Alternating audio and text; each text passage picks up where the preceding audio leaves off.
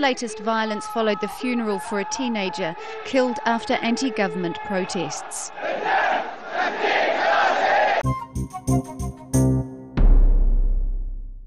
That even if accused terrorists are arrested in their homes while sleeping, they are deemed to be combatants engaged in combat at the time and deemed to have been picked up on a battlefield. Hello, my name is Stanley Heller. Welcome to The Struggle. The Struggle is shown on 22 cable stations from Vermont to New York City, on the internet at thestruggle.org, our YouTube channel, Struggle Video Media. We begin with an Al-Jazeera report about repression in Bahrain. Bahrain is an island country ruled by a king with absolute powers. Last week we reported about the decision by Mariam al-Khawaja to refuse honors from UNESCO at Yukon, because UNESCO was also giving the same honor to Israeli President Shimon Peres. Mariam's father is serving a life term in Bahrain for his human rights protests. Then a look at Glenn Greenwald, the famed civil liberties advocate who will be speaking at a major conference in Connecticut on December 8th. Following that, more about drones with a man recently back from a 6-month visit in Pakistan. We conclude with a story almost unknown in the United States, a huge hunger strike going on for over 60 days. This time not by Palestinians, by Kurds in Turkey over the denial of their rights. We begin with the conduct of the King of Bahrain, who of course is supported by the money and might of Saudi Arabia and the U.S. Fifth Fleet. A show of defiance in a country where there is little tolerance for dissent. The Molotov cocktails, the rocks, a display of contempt for the government and its ruling Sunni monarchy. This latest violence followed the funeral for a teenager killed after anti-government protests.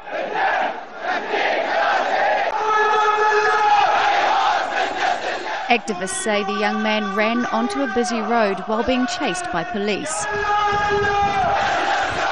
But the police say it was an accident. That explanation did little to temper the grief of the 16-year-old's mother.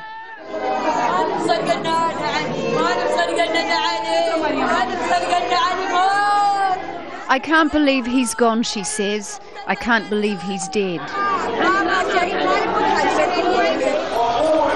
The town of Sitra has been at the centre of pro-democracy protests by mainly Shia Muslims against their Sunni rulers. The opposition movement says promised political reforms don't go far enough. Anti-government protesters now face off with security forces several times a week, despite warnings that disorder will be dealt with swiftly. The show of force is evidence that Bahrain's government means what it says. Miriam Nahond, Al Jazeera. I would add that the reason most protesters are Shia is because the population of Bahrain is overwhelmingly Shia. The fight there is not mostly about religion, but power. The power of the monarch versus the rights of the people. Now to Glenn Greenwald. He'll be speaking on Saturday, December 8th at a conference at Central Connecticut State University called "An Injury to One is an Injury to All." Other speakers include Shahid Buttar of the Bill of Rights Defense Committee, Steve Downs, Nancy Murray, Ruth Wilson Gilmore, and John Woodruff. This video is from a talk Greenwald gave in 2011. I think it is true that I don't have to spend very much effort proving to anybody that the core architecture of Bush-Cheney terrorism policies and civil liberties assaults, the things that caused so much controversy when they were doing it, has been continued almost in its entirety by the Obama administration. When that used to be a provocative thing to say not all that long ago, that would be, in fact, something that if you said would generate levels of intense anger that you can't even begin to fathom. And I know because I was saying it pretty much from the start because it was obvious that that was the case. Now, though, it's become pretty much of a consensus that Obama has not just failed to reverse, but has actively embraced the Bush-Cheney approach, not just to terrorism and counterterrorism, but to civil liberties as well. So if you go and look at the premises of George Bush and Dick Cheney's theory of executive power and counterterrorism that caused so much controversy among Democrats back when Republicans were doing it, they were things like the entire world is now a battlefield. It used to be the case that battlefields were very finite and well-defined segments of real estate or territory in various countries. And within a battlefield, you can exercise all sorts of unconstrained power. You can shoot people, you can, when you find them, you can take them and give them a military commission and execute them on the spot. Essentially, battlefields are law-free places. And so that's always been the case, and that's legitimately true. That's not just a United States doctrine. So to declare the entire world a battlefield in the war on terror, on the theory that traditional battles no longer happen, is to basically say that the powers that I just described that are unconstrained, that used to be confined to very identifiable battlefields, now exist without limits. They exist in the entire world. And then there was the idea that any accused terrorist, and this is sort of a corollary to the world is a battlefield principle, that any accused terrorist, even ones who are arrested while sleeping in their homes next to their children at 3 a.m., the way that Khalid Sheikh Mohammed so infamously was, that photograph that has appeared multiple times around the world of him waking up to American troops, that even if accused terrorists are arrested in their homes while sleeping, they are deemed to be combatants, engaged in combat at the time, and deemed to have been picked up on a battlefield, because the world is a battlefield. And therefore, the president has the right to consign them to prison indefinitely without charges of any kind. That was another core premise of Bush-Cheney radicalism. And then there was the idea that the president had the authority to use military force, not just where Congress had authorized wars, but essentially anywhere. So anywhere George Bush wanted to, he would send drone attacks, he would send special forces, he would send assassination squads. The world is the battlefield. You no longer need Congress to authorize war. You can order the military to kill people, even outside of constitutionally designated war zones. Then there was the idea that the war on terror merited full-scale secrecy. So even when people sued the Bush administration and claimed that the president had broken the law, they would invoke very radical legal theories, like the state secrets doctrine, to tell courts that they had no authority to even learn about, let alone adjudicate, whether the president had broken the law. He placed himself above the law through appeals to the need for extreme and even absolute secrecy in the war on terror. And then finally, there was the idea that these war on terror tactics could start to infiltrate domestic American liberties as well. So you saw things like the Patriot Act and the warrantless eavesdropping program, which was a criminal eavesdropping program, unquestionably, that for years led the Bush administration to read our emails and listen in our telephone calls without warrants. And you even saw the Bush administration argue that it had the right to imprison American citizens without any due process, the way that it did to Jose Padilla, who was abducted in Chicago International Airport in 2002, declared an enemy combatant, and basically put into a black hole of isolation for the next 2.5 years without ever being charged with the crime, on the premise that these war powers also extended to American soil. So if you go down and you look at the Obama administration and what it's doing with regard to all of those, you basically see all the same things. The Obama administration also has explicitly argued from the start that the entire world is a battlefield. Obama believes that he has the authority to order all kinds of military action, including the slaughter of civilians, even in places where Congress hasn't declared war. So he's launched more predators in Pakistan in this year alone than the Bush administration did in its entire presidency. He started a war in Libya without so much as congressional authorization. We've shot cruise missiles in Yemen as well. Then you look at what he is doing in Bagram, the prison in Afghanistan, where he's argued that people can be put into prison in Afghanistan without any recourse to courts whatsoever. And even with regard to Guantanamo, which he's infamously failed to close, and a lot of his defenders will say that's not his fault, it's the fault of Congress. If you look at what Obama's actual plan was with regard to Guantanamo, It wasn't actually to close Guantanamo as much as it was to move it just a few thousand miles north. What he actually wanted to do at the very beginning, before Congress even got involved, was simply close Guantanamo because it was a bad symbol, but move all the prisoners to Thompson, Illinois, to a supermax prison there, and continue the scheme of indefinite detention that had existed at Guantanamo, meaning keeping people in prison for life without even charging them with a crime. And of course, the controversy of Bush's detention policy was not that he was imprisoning people without charges on a Cuban island. So as long as you move it to Illinois, you've solved the problem. The problem was, the crisis was, the scandal was that he was imprisoning people without charges, and that is Barack Obama's policy as well. And then he's done other things like claim the right to assassinate American citizens who he believes are terrorists without due process. He's a full supporter of the Patriot Act. He's aggressively embraced the state secrets doctrine that George Bush used to shield himself from judicial review. And he's launched the most aggressive war in history on whistleblowers, people who learn about and then expose government deceit and lawbreaking. And there's been numerous prosecutions of whistleblowers under the Obama administration that never were attempted under the Bush administration. And of course, their obsession with prosecuting WikiLeaks for doing nothing other than revealing government deceit and corruption, and in putting Bradley Manning, the alleged leaker, into conditions that are inhumane and, according to Amnesty International, probably torturous, is indicative of this fixation on secrecy as well. More about the conference at thestruggle.org. Just click on upcoming events. Now, Osman Khan, back from a long trip to Pakistan. He's an economist and a doctoral student at the University of Massachusetts. So I just spent 6 months in Pakistan, not with the Code Pink delegation, but I was working with the Fatah Research Center there, which does research on drone attacks and militancy in the tribal areas. So I was basically working with researchers who were and interviewing people who were being hit by drone strikes, who were in areas that were hit by militancy.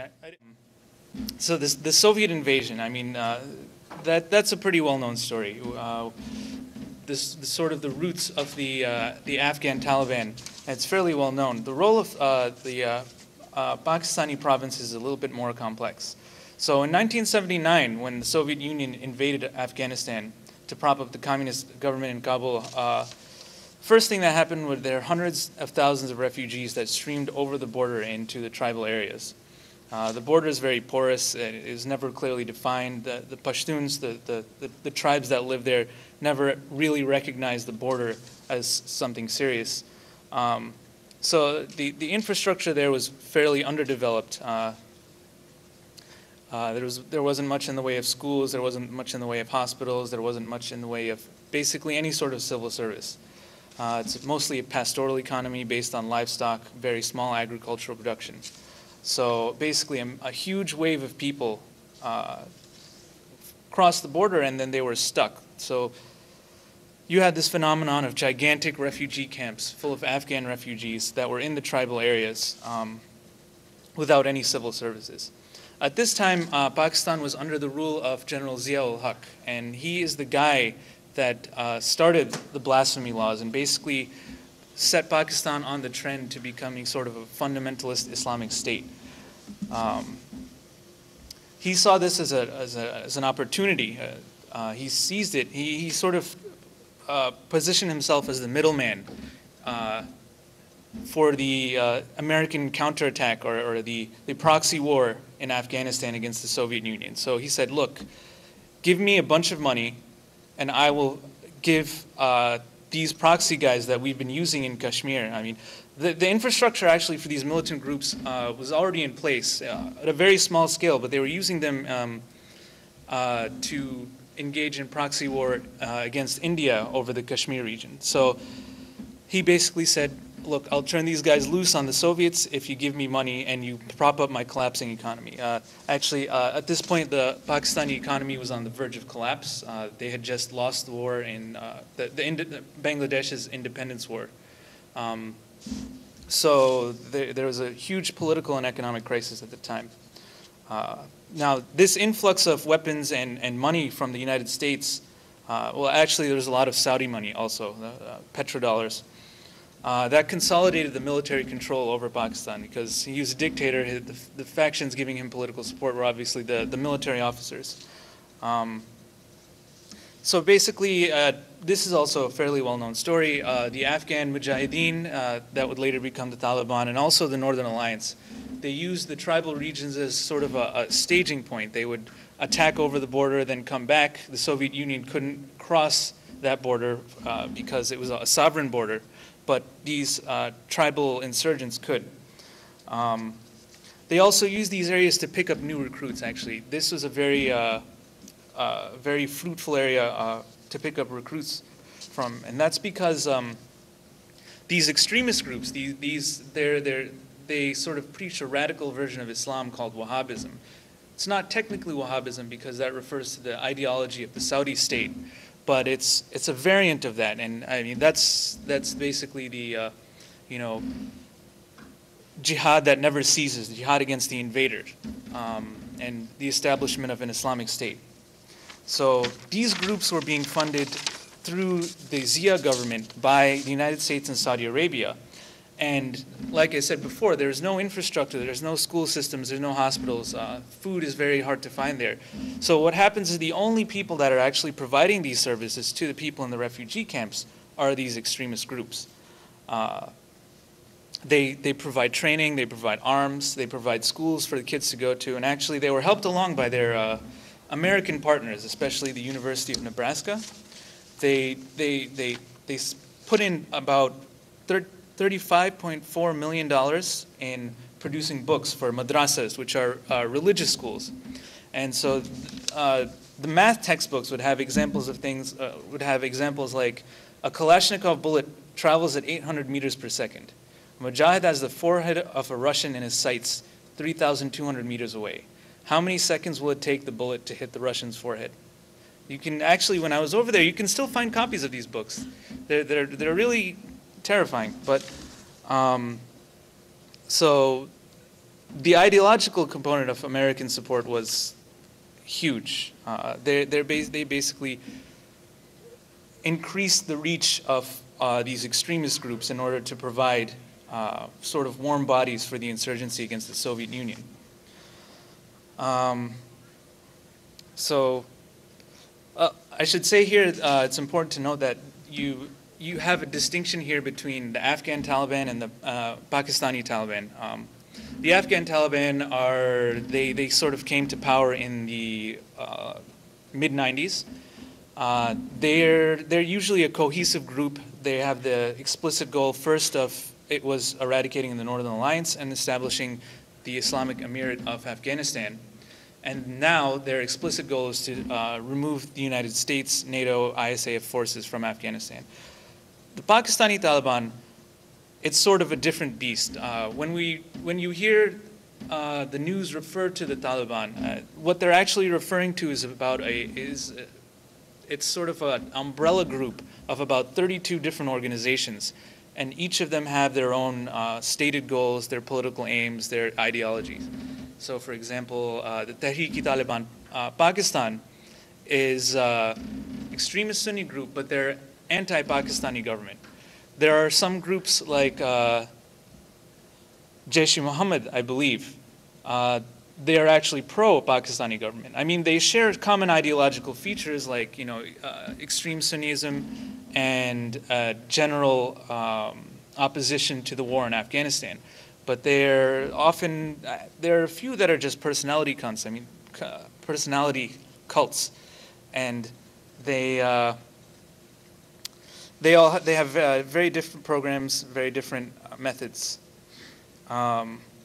So, after the Soviet Union withdrew from Afghanistan, the tribal regions in Pakistan basically faded into insignificance for the next 10 or 15 years or so, as the Afghan Taliban took over Afghanistan. In 1996, in FATA, the federally administrated tribal areas, universal suffrage was granted to the people of FATA. Prior to this time, the tribal areas did not count under the provincial system of Pakistan, so they basically had no right to vote, and their government was directly administered by the president through a system of political agents. Now, this was a system that was started by the British and kept up by the Pakistani government. So what happens in this case is you have, well, I should also add that after, despite having universal suffrage, the action of political parties was still banned in the province. So what happened is you have universal suffrage, the only people who are organized are the extremist militant groups. So you have a wave of extremist mullahs, extremist clergy that all of a sudden are winning seats and political legitimacy in parliament. This is where you really see the power of Jamaat Islami, Jamaat Ulama Islami, and all these far-right religious groups. So they sort of gain their credibility through the elections, and then they're also associated with these fighters that fought in Afghanistan and came back, and you know they have money, they have guns, they have prestige. So how do you fight? How do you fight against this tide of reactionary ideology washing over Pakistan and the rest of the world? But how do you do it in a way that doesn't encourage the deaths, the needless deaths of many, countless people? When we talk about solutions, we have to first figure out what the problem is. The problem isn't just militancy. The problem isn't just drone attacks. The problem is a neoliberal global system that produces these. They're sort of symptoms of the same problem. In Pakistan specifically, the military, there are 4 military corporations that own, that collectively produce $20 billion worth of output. That's 14% of Pakistan's GDP. So the largest industrialist in the country is the military. So you have that, and then you have the other side, which are the feudal agriculturalists. 300 families in Pakistan own about 65% of the agricultural land. So when you have that kind of situation, you don't have a lot of space for people who are progressive, people who are trying to fight for a better world, because you have the military crushing you from one side and the landlords crushing you from the other side. The reason that this is happening is because, first of all, to support its imperialist adventures in South Asia and Central Asia, the U.S. is funding the Pakistani military very heavily, to the tune of $1.6 billion in 2011. The other thing is that the U.S. supports this neoliberal trade regime, which allows the agriculturalists and the industrialists, who are also the military, to cut wages and increase their own production at the expense of not only their own working class, but the global working class. So we have to identify the problem here. The problem isn't, you can't say, oh, well, if you're pro-drone, you're anti-Taliban. If you're anti-drone, you're pro-Taliban. It doesn't work like that. There are two sides of the same coin. Now, as far as what we can do, given that, Glenn Ford likes to say from Black Agenda Report, when you're in the belly of the beast, your goal should be to disarm the beast. So as peace activists in the United States, I believe that's what we should be working on now. How do you do that? Well, I mean, as I said, the electoral system is not going to provide that for you. The only thing that's going to provide it is unified mass action by the masses of people who are the ones who are affected by this, but also they're the ones who can affect this. I mean,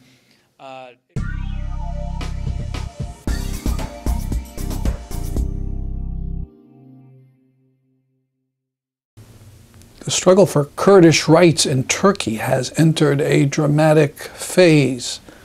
Members of parliament and other members of society have joined in a huge hunger strike by Kurdish prisoners. Maybe 10,000 people are involved. We'll have video of a support rally in the United Kingdom and a plea by Noam Chomsky.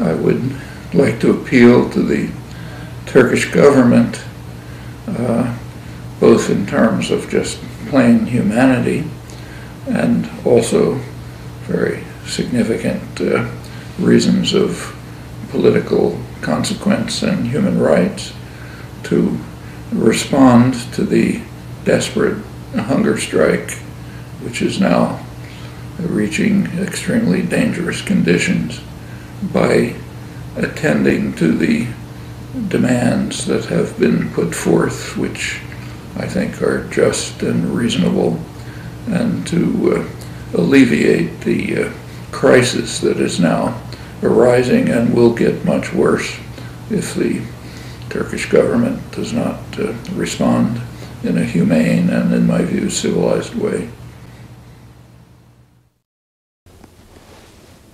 The hunger strike, which began on September 12th by prisoners, has spread to members of parliament, mayors, university students, trade unionists, and members of the Peace and Democracy political party.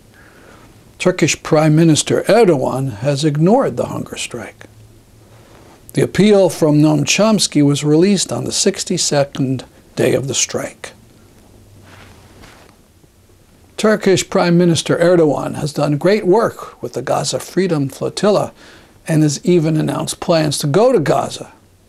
But that doesn't free him from responsibility to Turkish Kurds and their rights. That's our program for today. See you next week at this time. I'm Stanley Heller, and this is The Struggle.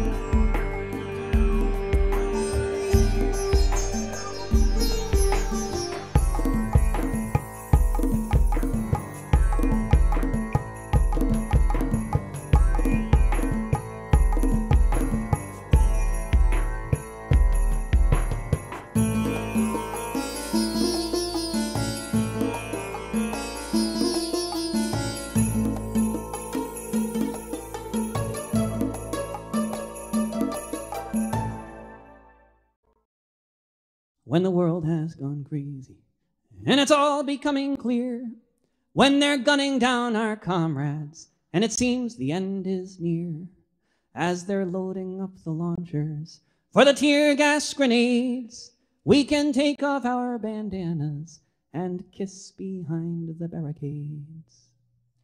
When it's madness all around and you can see this at a glance, we will sing and we will cry, we will laugh and we will dance, as they shout their marching orders beneath the helicopter blades. We shall seize the moment for a kiss behind the barricades. They will try to break our spirit, and at times they may succeed, but our love for the world is stronger than their greed. When the building is surrounded and hope begins to fade, in my final hour, a kiss behind the barricades. As the movement grows, there will be hills and bends, but at the center of the struggle are your lovers and your friends. And the more we hold each other up, the less we can be swayed. Here's to love and solidarity, and a kiss behind the barricades.